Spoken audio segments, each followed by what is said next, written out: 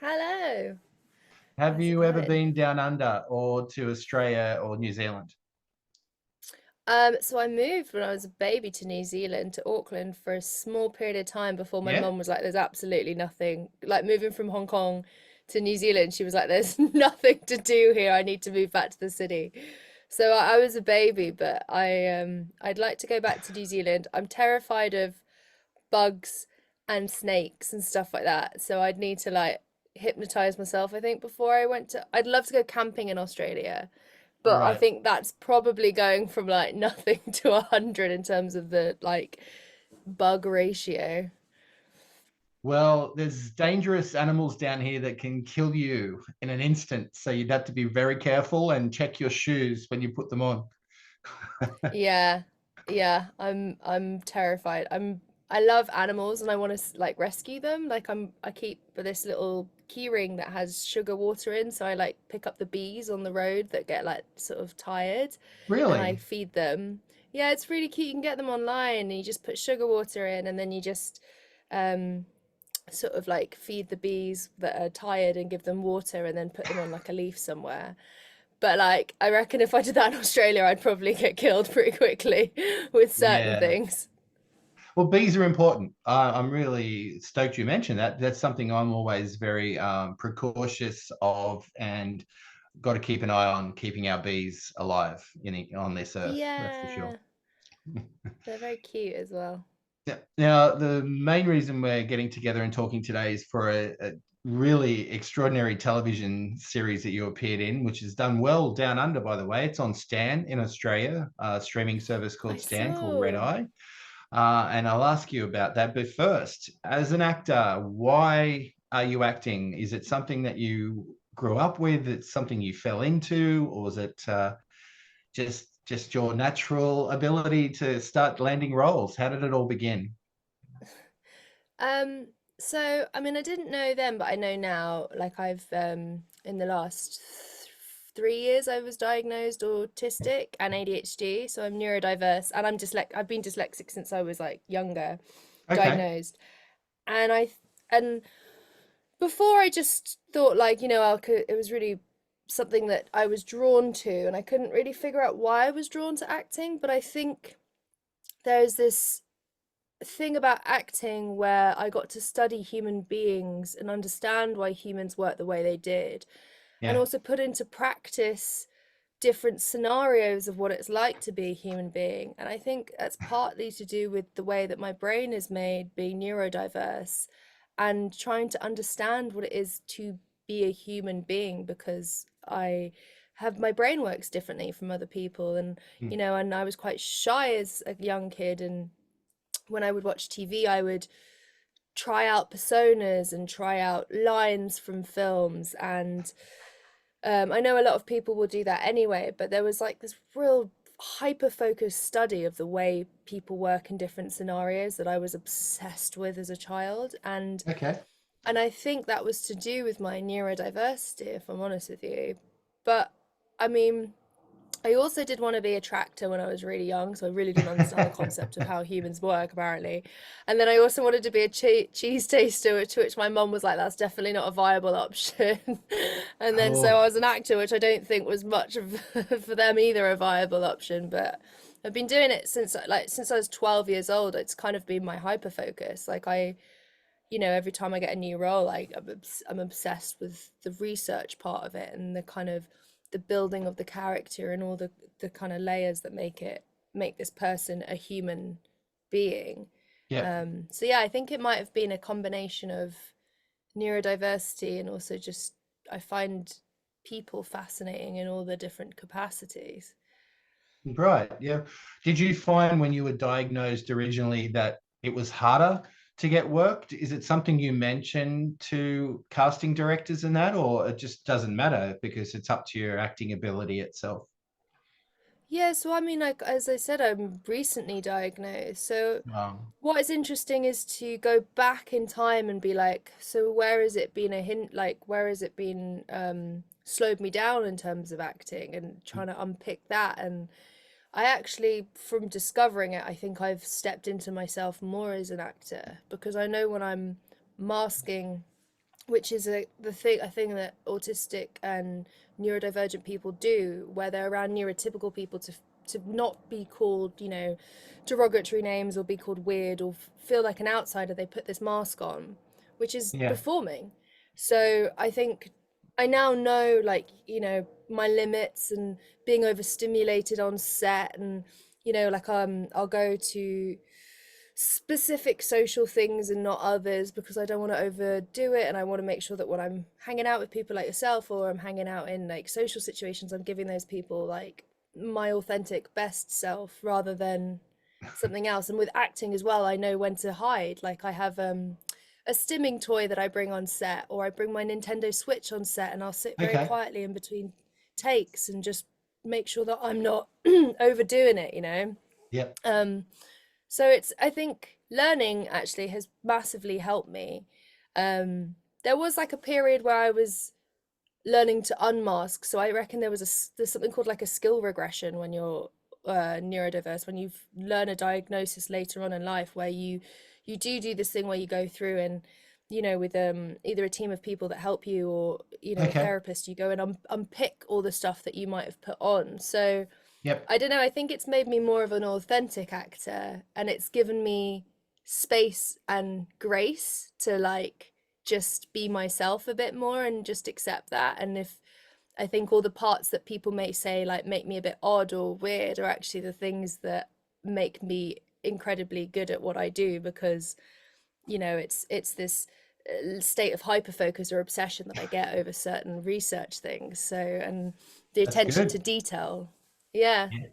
That's really good. Research, attention to detail.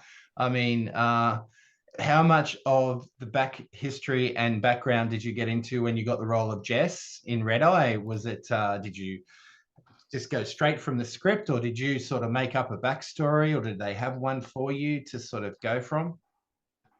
So I researched a lot into journalists, especially female journalists, because in the early stages of the scripts, she had a lot more interaction in terms of the men that she worked with in this industry, and she was the only female journalist within her Right. office. So I was looking at people like Alex Crawford, and oh my gosh, her name has just gone from my brain. Um, Sort of like undercover journalist who's done very extreme levels of like war journalism. I found really fascinating, and I went down a loophole of that. And Yeah. then I spoke to a journalist who works for a London newspaper, who was super cool, and we had like a conversation. And then I was looking into like the journalism code of conduct, and then I was going into like sort of the history of women in journalism, and the history of like a lot of women tend to be given, mainly women, sort of like subject matters and all, and then the men would get given like the cooler subjects. Mm. And then I was also doing research into like my friends who work in like like very professional office environments who are very male dominated, like say finance for example, and Yeah. how they keep up and they tread up, like sort of like how they're kind of like elbows out fighting for their position a lot of the time. Yeah. um so that was kind of like where I spent a lot of my time to start with.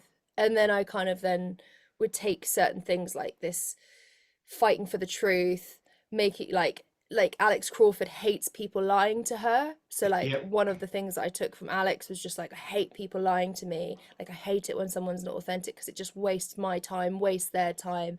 And so I was like pulling in Exactly. these things which would kind of like, I don't know, like my character would end up fighting for, or would be an obstacle in her objective to get what she wants. So yeah, it kind of, I did a lot of research, and that's on that end of things. Now, a mutual friend of ours, Neil Limpower, did he help? He Yeah, helped you read some lines before was it an audition or a he self-tape? did. Yeah, Yeah, I think he helped me with the recall. Yeah, because I had yeah, an audition, a recall, and then a chemistry read with Jing, who plays my sister Hannah. yes, And I we have this beautiful class where we work with Miriam Lucia, who's our acting coach, right. and me and Neil have been in it for years, and Neil was helping me to play Sir George actually. Um, That's good. so yeah, he's a fantastic actor, and he helped me massively. And he's also, because he's got like his writing and directing, like I really respect his opinion whenever he's in class. Well, he speaks very highly of you, and he connected us. So I'm very happy that he did, because when I saw Red Eye, I didn't know at the time who you were, but you jump out of the screen. I mean, a lot of it's Oh. in midair. Like, for people who don't know, it's a story of a prisoner being, taken, transported midair back to Beijing from London. But you're kind of this reporter on the ground, and a lot really hinges on your decisions and what happens to your characters. So it's a big deal. Like, you do a very good job, and you work with some terrific, actors and people around you. So I'm glad Neil helped you out and you got the role. Thank you. Yeah, it was when I saw this role, she was originally called Gemma as well, and she Oh, was from Hong really? Kong. And I was like, is this me? And I just was like, and then the more I read about her, and Yeah, there's been a few things like cut obviously and stuff, but she's got this quite quick wit, and she's cheeky, and she sort of stands up to power quite a bit. And I think this sort of yes, inner teenage me was like coming through, where when I was younger, I would challenge authority where I felt there was an injustice happening. And I just loved how quick she was to do that, and also how she almost like a revenge story, for not a revenge, it's I guess like a very like offshoot of revenge, because her sister kind of screwed up her original story that she was going to sort write. of. Yeah, yeah, And so she's kind of like, well, F you, you're not going to help me, like, get this Nick story. So I'm just going to do it on my own. As always, like, thanks for your help. Which puts her in severe danger. And also, she's this kind of character of chaos. So, like, everything she goes through and touches yeah, kind of turns a bit to like to shit. Like, so she was this amazing character that I remember saying, calling up my agent, being like, I've never seen anything written like this for an East Asian person on UK television. Like, America is light years ahead of us. We're still, for some reason, stuck on this, not doing these, like, mm. the brother's son, and like what's the show with Ali Wong and Stephen Yeun, Beef, like stuff like that. Why aren't we Beef. making stuff like that? We've got incredible writers and filmmakers, and why aren't we doing that? So I called my agent, and I was like, I'm gonna fight for this tooth or nail. And then, actually, in the process of my recall, I wrote a letter to the producers and casting directors, being like, listen, if I don't get this, but I would like to get this, but if I don't get this, thank you for making this, because it's about time that we see, three-dimensional East Yeah, Asian characters in British television, in British dramas. And so, yeah, I was really, really grateful that, Bad Wolf were awesome, ITV were awesome, Sony as well, yeah, awesome. And the whole conversation that we constantly had with them about representation, they were just on board, you know, Julie and Lachlan and everyone, and it was just Polly, were just, they wanted to hear what we had to say, what would make a difference, and it did, and you can see that. So yeah, I was so grateful to be a part of this project, and to bring Jess to life as well was amazing. do you think we'll see Jess again, like your own adventures of Jess, the journalist? A spin-off show with Delaney and Yeah, Jess. a spin-off show, um please. I mean, in my brain, I've thought about it as being like a really funny little sort of like, two-hander of like Jess and Delaney Yeah, breaking news. And but I don't know what's going to happen with it. Um, I mean, it's up to, ITV and everyone, but it's such a lovely team, and the filmmakers behind it as well, like Kieran, the director, and yeah. Christine, our producer. And it would, I just love working as part of a team. So for me, I'm like, please make another season so that I can just hang out with my pals again. Well, what about Leslie Sharp? She's a very established co-star that you had. She's cool as chips. Like, she's so stylish. She turns up to set. She's like impeccable style, and she sits there reading her script, and she's got like, obviously because she comes from also comedy as well Yeah. with doing Full Monty, she's got this, just everything she times so perfectly, and she's got these amazing eyes which just like you just get like I the amount of times that I was learning from her just watching behind the camera and sitting in Studio Yeah. Village just being like, it was just like a masterclass in very still and grounded acting. And so yeah, she was awesome to work with. I'd love to work with Leslie again, and also Well, so kind and nurturing. I hope you do. She seems like well, obviously such a professional on screen, but behind the scenes, what you're saying, I'm not surprised. She sounds like she'd be Yeah. someone who would give and help, actors through the motions and make them sort of be a better person because she's so established in helping others. Yeah, we don't get rep theatre anymore in the UK where you kind of go and cut your teeth and learn with like sort of different sort of levels of other actors. Yeah. So like where I do get the opportunity to work with really established actors, it's, yeah, as I said, it's just a masterclass in learning your craft and learning how you handle yourself on set and how you treat other people, and she's, I have a lot of respect for her and Mm. admiration for what she does. So yeah, she's cool And as chips, I, Leslie. I love that saying. I've never said it before, so I'm going to have to start saying it. Cool as chips. Yeah. I don't know where I've heard that. I think I don't know where I've heard that, but I like using it, and I don't know. It's funny. I need to Uh, find the origin of that saying. keep saying I it. hope I'll it end lives. up putting it on Instagram or something. I think it's pretty nice. I like it.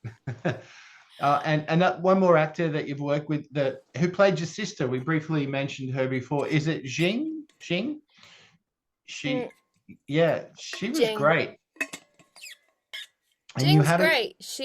you had a good chemistry.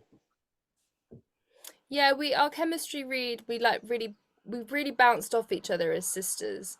And also of the scenario that we were in, like we both were like loggerheads at the start, like we're both fighting for this, you know, one of us has to respect the other, and I'm of a different generation to her, and I was born in the UK, and she discusses this, and what was really Mm, lovely is Jing worked with our amazing writer Peter to talk about the difference between monoracial and being mixed heritage, and how also being an immigrant and also being born into the UK, which was my character, and having this kind of like blinkered not understanding of her experience, but also like on my half of things, it's a different experience for me as well, and also I'm trying to connect to my heritage in that way.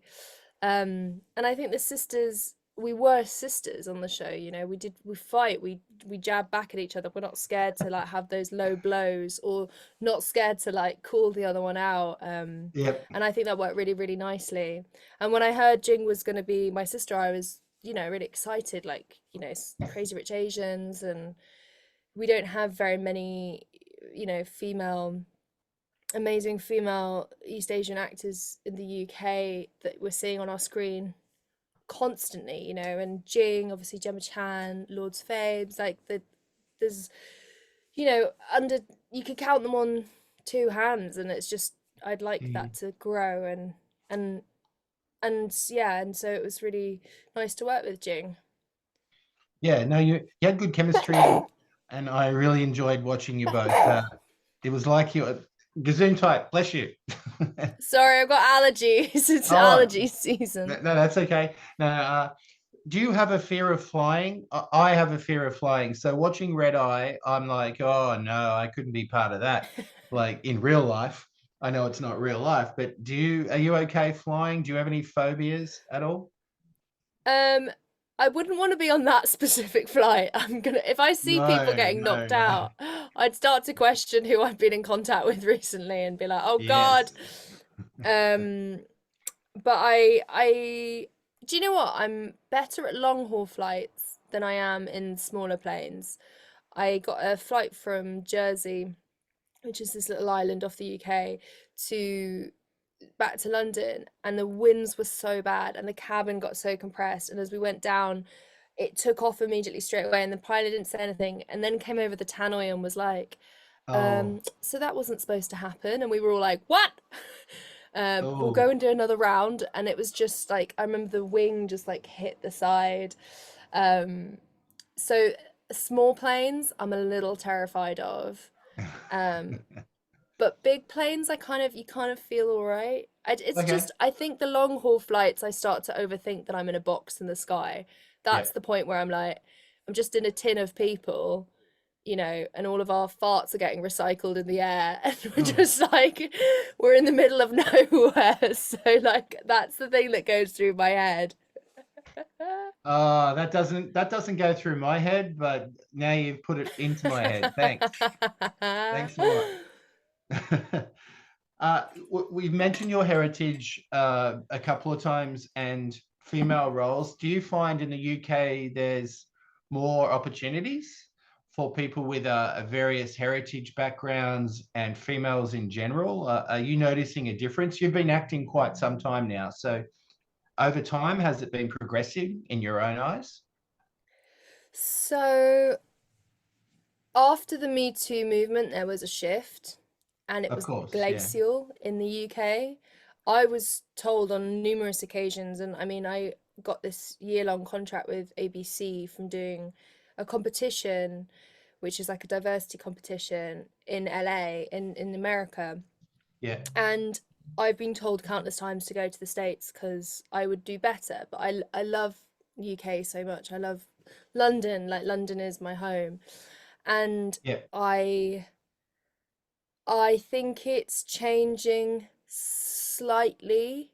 Um, we also are having a lot of like American shows coming and being made over in the UK, Yeah.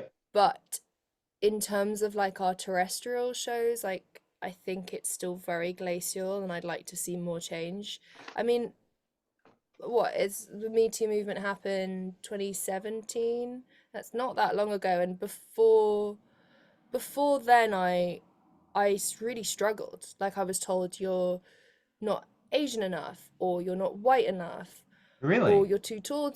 I'm like 5'8.5". It's like, oh, you're too tall to be an Asian, like, our Asian role, or we've already got an Asian person on our books. Or I was told to make myself look more Asian for self tapes, which is so like degrading Oh, for that's me, that's who, shocking. yeah, and it's like not taking into consideration, I'm from Chinese heritage. So when, for example, the role of Jess was originally written as they were sisters, they both immigrated over. But Yeah. we started to, in the discussion, talk about, like, and as I got more and more down the line of auditions, I was like, you guys know I'm mixed race, and like, that's we're gonna have to make the family reflect that. And Yeah. again, Bad Wolf, ITV, Sony were fantastic about that. And there is, the mixed race population is the fastest growing race. Like, so I think now having that in the conversation is becoming, like, I'm doing a podcast this afternoon about being mixed, and it's fascinating to see, because I do get frustrated when someone's like, oh, but it has to be, it's Chinese heritage, but like monoracial. And I'm like, but why though? Why? What about my white, like, half of me? It doesn't mean that I'm still Asian, and it's also, I'm not. It's not half and half. It's a mixed thing. So like, I Yeah. could be mixed, but I was growing up in Hong Kong, or I'm mixed and I grew up in the UK. So I do struggle with these conversations sometimes, but they're so important to have. Yeah. And it's also really important to call people in and not call people out, I think, because I think this polarization that's happening in the world is not helpful for anyone. And I think there has to be complications and understanding on both sides of conversations constantly, and leeway constantly. And and so, like, for me, it's like calling people, I call people in, try to, rather than call people out. Yeah. Good. I have to kind of stop my inner Jess teenager to be like, what's wrong with that? I have to be like, well, why are you thinking that? Let's try and have a conversation about it. And yeah, so hopefully we're going to start seeing more change, but I think it's still slow. Is Gemma short for something, or is it your actual name, Gemma? It's my actual name, Gemma. Yeah. Nice. And Margarita's my middle name, but my dad spelt it wrong on my birth certificate. It's supposed to be Margarita with an A, but he put an E like margarine. Margarita. Oh, I love middle names, so you could read my mind. I was going to ask you that. So that's interesting. That's a nice little fun fact. It's spelt wrong. Yeah. My mum was like, "What have you done?" Because it's supposed to be after like Saint Margarita, I think, because my mum is Catholic. Because a lot of people in Hong Kong are like quite Catholic, so I think my Oh, mum okay. comes from a Catholic background. Yep. But yeah, my dad was just like, "Da da da," and spell it wrong. Yep. That's funny. Routines. As an actor, do you have any routines that you go through, like on set, to remember a line or to get into character? Is there something that you traditionally do on sets? I have a few like tricks. So there's like a few tricks of the trade that I have, which is whenever I get an audition or I'm learning a line, I do this thing called a textual analysis, and it's been years of me, all the questions that I've made, and I do them in like three sections. So story, objectives, and then my character. And I Yeah. just go through that list, and it's like it's a nice thing to so you're not straight away going into line learning. So I just do it, scrunch it up, chuck it in the fuck it bucket, which I put all my scripts in after I've auditioned, so I forget about them. And then um and then I just learn lines from there. I have the rule of 10, so if a line's not going in, I just do it 10 times every day. I think repetition for me, I think I get really scared as well of like these lines aren't going in. So it's like as long as I do the rule of 10 for every line, so every Yep. line, every sentence, I rewrite every sentence separately and I do it 10 times. So that's kind of like my routine in prep.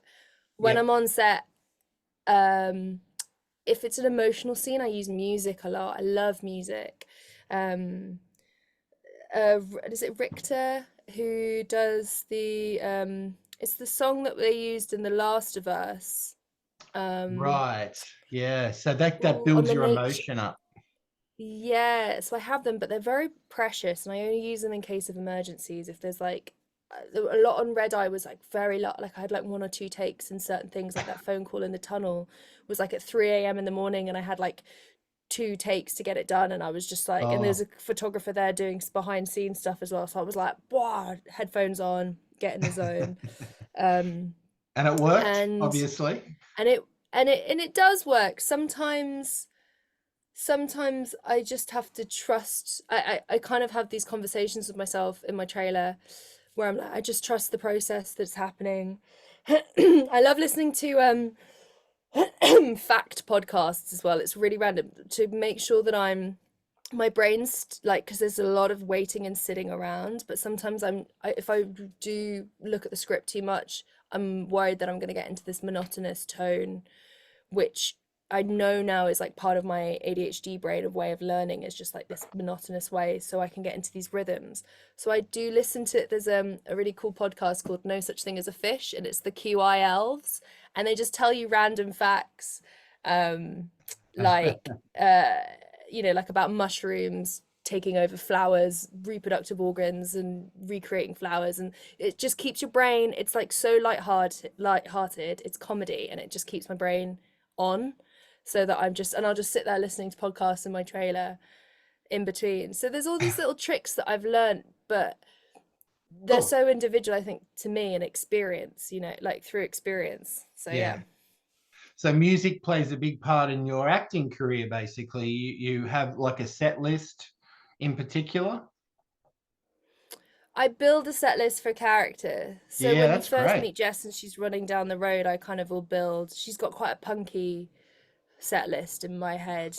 Okay. Um, Emotional songs, I just have a few on that have been, I think, in periods of my time where I've like had moments of sadness, and I use them very rarely because I think they're only for emergencies, because Sure. I don't try and work internally, externally all the time. I try and work externally, internally, if that makes sense. So Yeah. like a lot of people would. will try and work themselves up to a state, but I'm very much of that kind of, I don't really necessarily believe in method acting. I'm much more, because I believe a lot in our mental health. So, and a Of lot of course. method Yeah, actors yeah. will strain that. I kind of will work either or. So like if there's a scene where she's through an amount of stress, I'll work with reminding myself what it's like to be in freeze. Like I'll have cold showers and I'll work that way in, and what your body is like to be under stress and stuff. So yeah, I try and look after the old mentals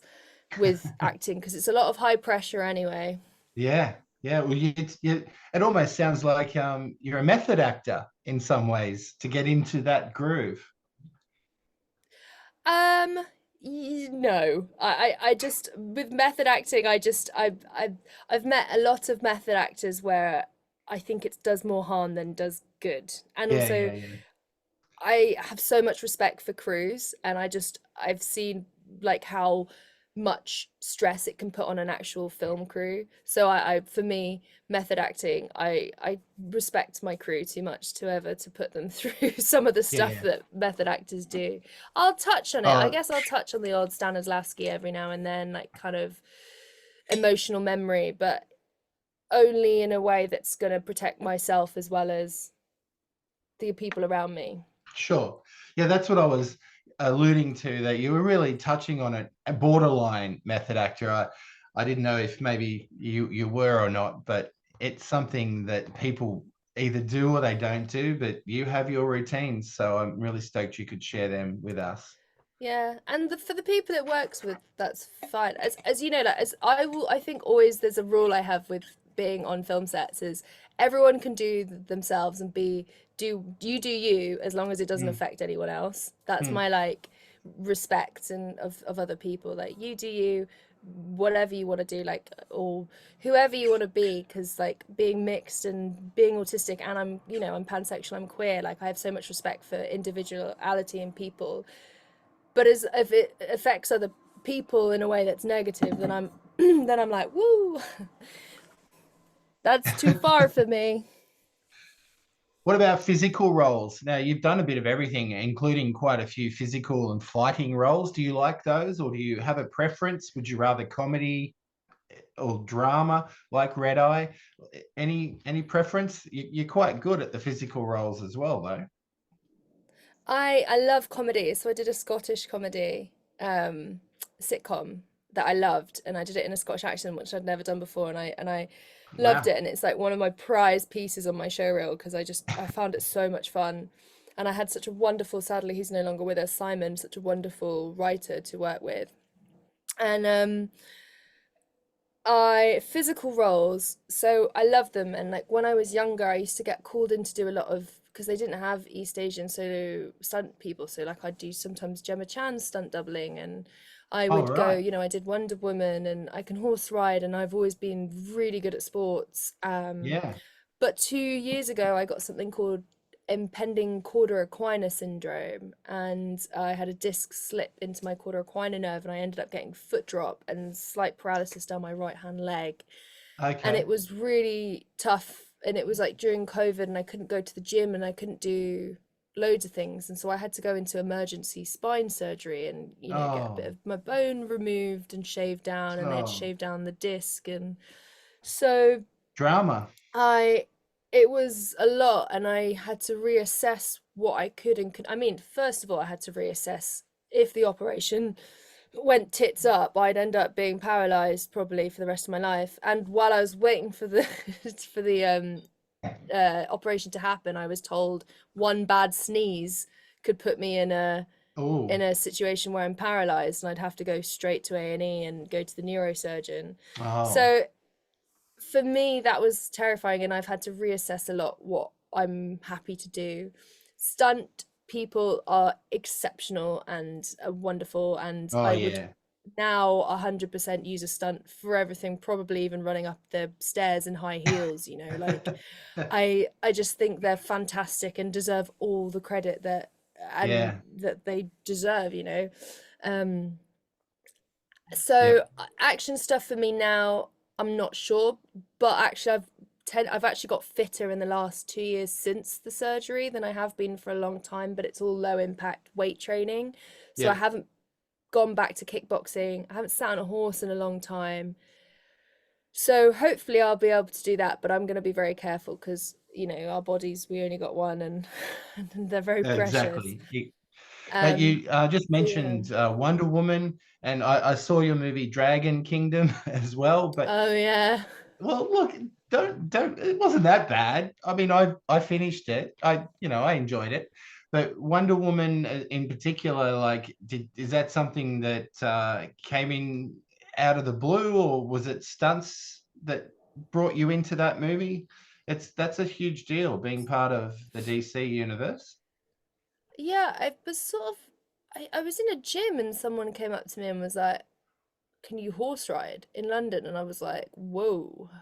Like, have you been who are you?" And then I went to Milton Keynes and did this sort of like horse riding test that was quite extreme, and a few people had lied. Um, Oh, so yeah, that was interesting. That was terrifying to watch because I was like, oh, these people, you're doing like, you're charging around in a sword, going from a full gallop to an emergency stop, basically, and then having a horse rear if they wanted to or buck. yeah. So what that was really cool, and then I was training and doing that, and one day they were like, "Hey guys, we're gonna get you in your gear, and your outfits, and we're gonna go to Warner Brothers studio, and basically they need to readjust the lineup that gallops down, and they want, I think, more sort of variety of who they want in it." Right. And so I went to Warner Brothers. I rode through the Fantastic Beast set in my Amazonian sort of gear, and then we're in this tent, and Patty Jenkins comes and all the producers comes, and we ride around them and we do a couple of lines and Yep. introduce themselves. And then the next day when I'm in training, I have the like head of the horse department come up to me and they're like, they want to cast you in the film. So like I went from action rider to then being cast in the film. And Yes. so I was cast then in Queen's Guard, and Yeah. went on to do that, and it was amazing. 3 months in Italy. We were in Matera, Camerotto, and the Amalfi Coast. You're riding around Villa Cimbroni where kind of Elizabeth Taylor got married, and Oh, it yeah. was so beautiful. I was really really lucky, and again it was that kind of moment where there was more conversation about diversity and women True. on Mm. screen, and so it was this kind of like massive epic moment. And it was, yeah, in the stunts, and I got this beautiful couple of beautiful horses to ride, and I was doing stuff that when I was younger and I'd watched Lord of the Rings, and I remember being like, I want to be horse riding in a film, and there I was sort of doing it. And I remember doing that thing where you like blink and you're like, remember this moment. Like trying to like get it into your body so you can like have it there forever. Yep. I was really lucky, and yeah, it was definitely one of those moments that I'll never forget. Very grateful Oh, for everyone who put me in that position. Yeah. no, well done, and let's hope it happens again at some point. Another movie I want to mention is Host. That's actually like a bit of a cult classic now. Did you realize at the Yeah. time what you were did you realize at the time what you were making? Because an independent film, it's found footage in a way. It's in that, in that world of found footage, and it's now a cult film. Like, well, that's another movie I want to congratulate you on because it's terrific. Did you have good Ah, memories thank of that? you. Do you know what? A bunch of friends made a video that went viral, that then got the attention of studios, that then we sat for 2 weeks with foil on our windows to make a, a horror film that we Yeah, had no idea was going to be what it was. yeah, It's just, it's such a zeitgeist, like how like we would never have expected that. Like the budget was not big, we were doing our own stunts, the whole script was only like 7 to 10 pages long, so we improvised all of our lines, all direction was done over Zoom. And I think people appreciate that we're just a group of people who love film, who just were yep, like, what the fuck can we do with our time, because we're all stuck at home. You know, I spoke to my mum, did therapy, spoke to my like did my quizzes all, and did host all from the same chair.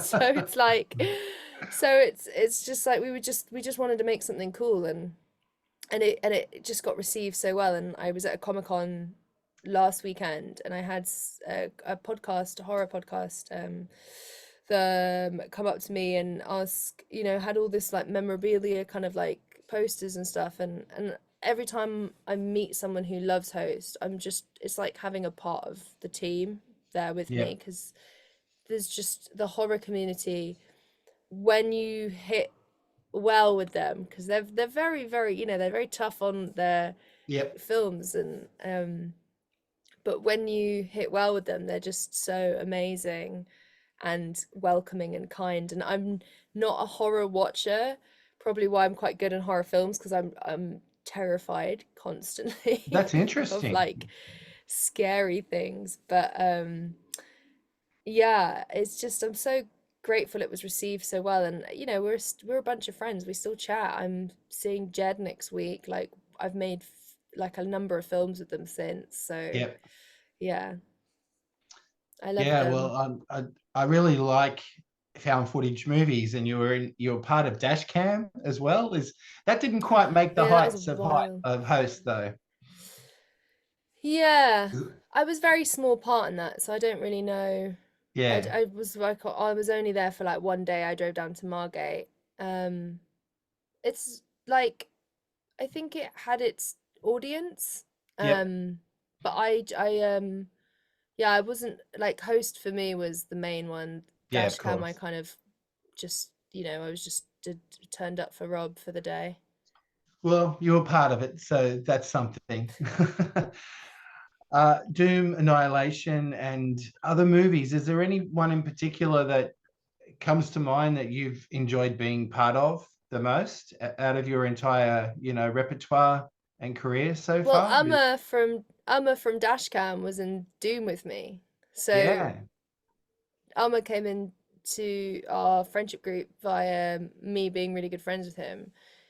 Doom was the funnest thing to film. Like, a group of actors in Bulgaria, everyone was awesome.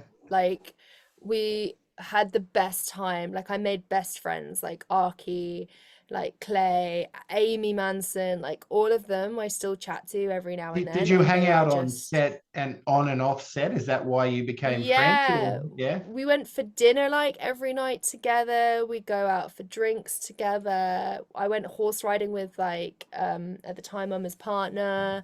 We would go to, me and Emma went to this fancy cinema where they were like giving us champagne and the seats could recline, and we were watching, I think it was a Han Solo movie, and then oh yeah, we yeah, would find these cute, like, they were filming, Jared Butler was filming a film at the same time, so we bumped into Jared Butler. Like, it was just like this really cute little family. And like, every time I went back to Bulgaria, I was so excited because I just had so much fun filming with them. And we would all go to the gym together and work out together. It was just so much fun. But to the point that I kept calling it, like, we all kept calling it a holiday. And then the producers were like, stop calling this a holiday. And we're like, yeah. it's the best time ever. But I think you can see that actually in like, in our kind of little chats, like, well, Yeah, when we're all together on screen, like, we're yeah, just friends. It's really yeah. nice. I was really fun. I had the best time. I'd love to go back and do a Doom 2, Doom Annihilation 2, 3, 4, just to hang out with that crew of people. Well, has there been any talk of further Doom movies, or not? Not for some time. I don't think they will do. I think Doom again is a cult thing where it's so protected. And I Yeah, mean, like, yeah, yeah. the film that they did with The Rock as well. I think we got a tweet from The Rock, and I think it was deleted or something. I can't remember. I was kind of late to the party on that, where he was kind of like, "Good luck, it's cursed," or Yeah, something. I don't think he said those words exactly, but it yeah, was kind of sure. like, it's such a hard egg to crack, Yep. because it's just such a cult following. And like, fair play, like, it was, one of the Hmm. first person shooter games to come out. I mean, I like gaming, so like, like, I understand it's so hard to do these Yep. games right. You got to protect them. What's your go-to game? You were saying that you take your Switch on set, to distract you and help you. Any go-to games at the moment you can recommend, or is there one that you always play? So on the PS5, I like Unravel. I like problem solving games that are really calming. I also like, I mean, like Animal Crossing. Like I'll be on set and I'll have kicked someone in the head, like in character, and then I come off and I'm like planting my cabbages. Like it's just like on Animal Crossing or, like Super Mario Kart. Yep. Um, I've been playing, so I do some video game voices, and there's some cool. I did this game called Sifu, and I'm just trying to get past this one level, and I can't, because like every time you get hit, you get older, and then you get a bit weaker, and like all these kind of Right. things. Um, I'm going to get a new PS4 because I'm gonna like sort out like a cool projector and stuff, and hopefully, um do a bit of The Last of Us because before the next season comes out, Sure. Yeah, that's really coming excited out because Kate fairly soon. Herron, yeah, Kate Mhm. Herron is going to be directing that, and she's awesome. And so yeah, so The Last of Us, there's some cool. I like It Takes Two as well. It's a really fun two-player game. I think actually Dwayne Johnson is going to do the voice of the dad. I saw that in like a Deadline article. Okay. Um, but that's a really fun game. If you want to play two-player games, it's a really fun game. If they were to develop a game that they haven't yet into a movie, would you make a suggestion? Any games you like that would make a good movie or show? Ooh. It's a tough question. You don't have to answer Do you it. know what they're doing? They're doing The Sims with Kate Yes, Herron. which I can't. I didn't think that you could actually translate that. So that'll be interesting. Kate Herron is such a Sims fan, and I cannot wait. And she's so funny and smart, and like I just can't wait for her to make that into a movie because I just think it's going to be brilliant. And I used to love playing The Sims when I was younger. I reckon they'll make a Fortnite film. They're defo gonna like that's defo I the think IP so. on that is like Yeah, yeah. yeah, 100% ready to be go and film. And Animal Crossing, I reckon they could probably do an Animal Crossing film. I totally agree. Um, Gemma, I totally agree. If they can do a emoji movie, they can do an Animal Crossing movie. right? Exactly. And then you've all got like the Spider-Man games are really fun as well. Yeah, yeah. Um, there's a really cool Japanese game, and I was trying to remember the name of it. And it's just Okay. beautiful. Like I think games are getting so beautiful. And then you've also got all these like animated games, like that are ready to go. I think Yep. with stories. Same with like comic books and Yep. graphic novels and Oh, for stuff. sure. For sure. A couple more before we wrap up. I've kept you long enough, probably. The BAFTA Awards. Have you ever attended the BAFTAs, or is that something that you aspire to one day, maybe to attend as a nominee or as a presenter or something, or a rising star? I mean, I'd love to attend the BAFTAs. I will have to bring snacks because the reports I get back is that people always regret not bringing snacks. So I'm gonna have to bring a Yeah, snack bag.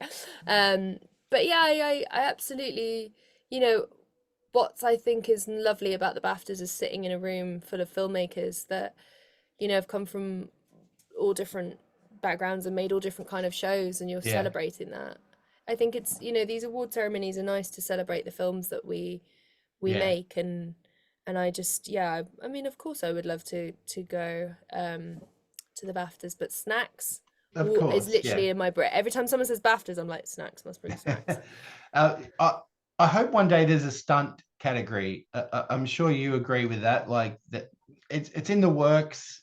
Some award shows have stunt categories, but do you think it'll happen one day? It's so important to films, and you know firsthand what stunts are.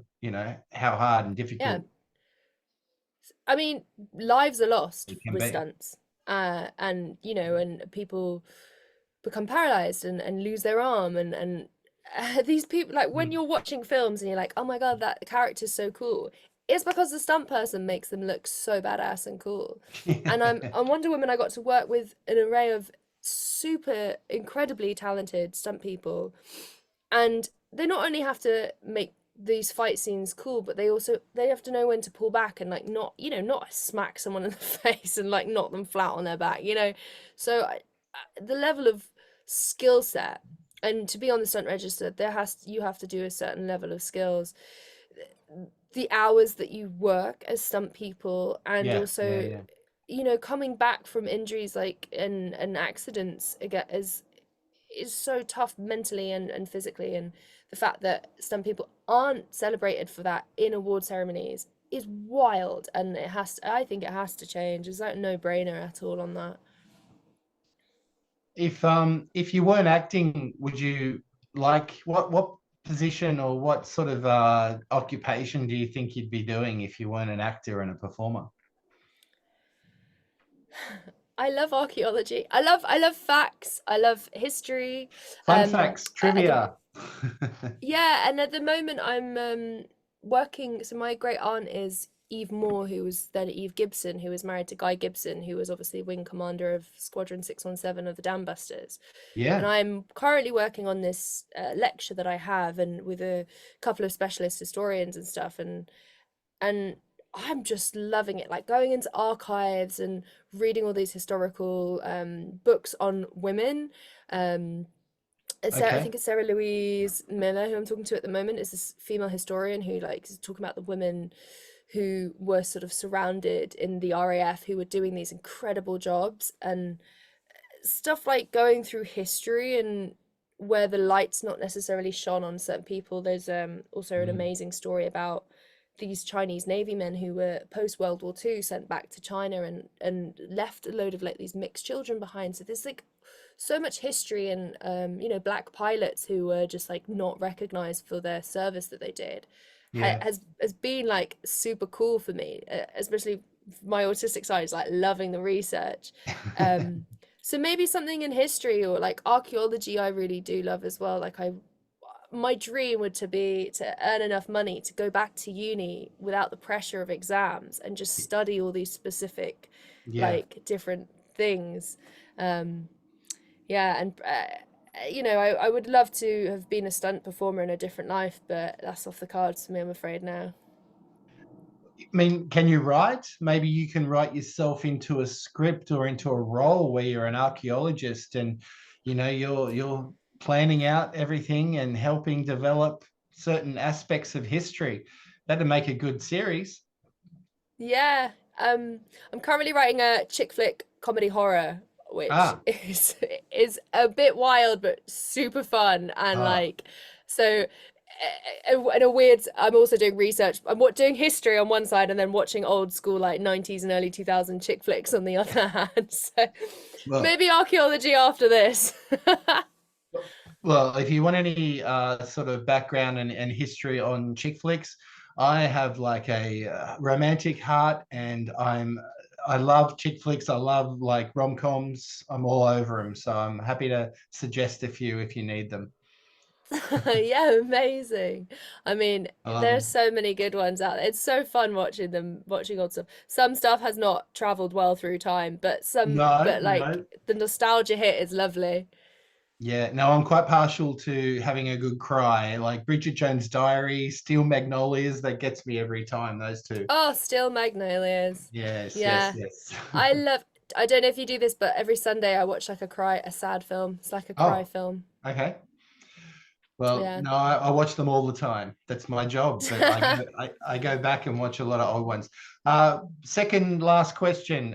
What actors or directors or the list is probably long, but is there someone that you really want to work with moving forward? Is there someone a dream actor or dream director or someone you'd love to work with at some point? And I know it's going to be a long list, but can you single out one or two? Um, I think my dog just jumped off something. Anyway, um, the director of Beef. I would love this the showrunner on Beef. I've forgotten his Yeah, name. yeah. Beef was a I would love to. tremendous show. Oh, so much fun, so much violence, but also like comedy, and Yeah. I'd love to work.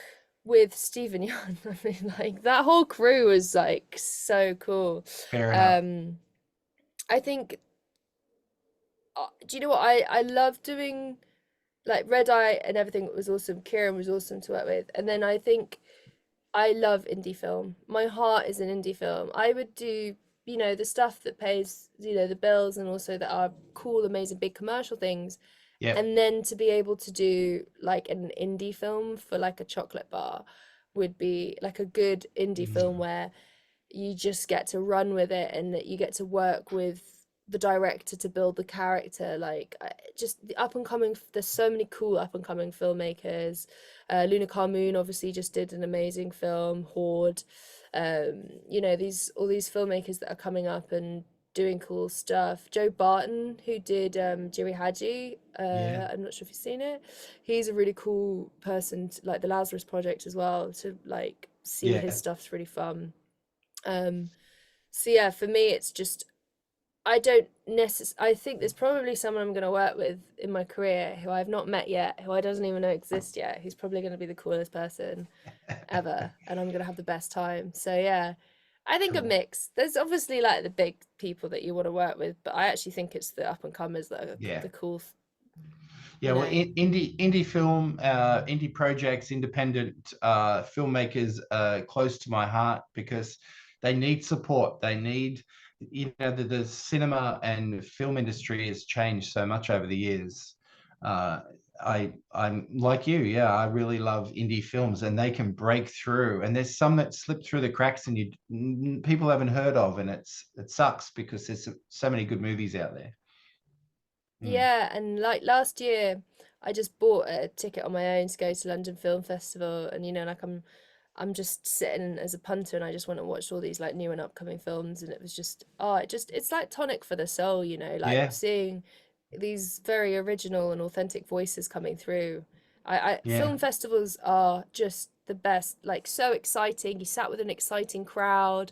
Um, like I watched Saltburn in this cinema called Rio down in Dalston, and it's the crowd. Like I just miss, sitting in these cinemas with all these people, and that like I went to Cannes Film Festival when Okja, the first Netflix film Yeah, was ever yeah, filmed. I yeah, remember yeah.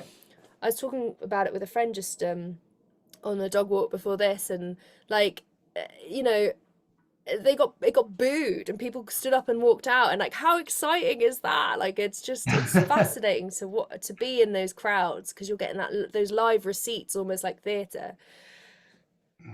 Yeah, no, that's it. I mean, Khan is notorious for booing or cheering, or there's no in between. So it's a badge of honor having a standing ovation or a boo. It doesn't matter. Yeah, exactly.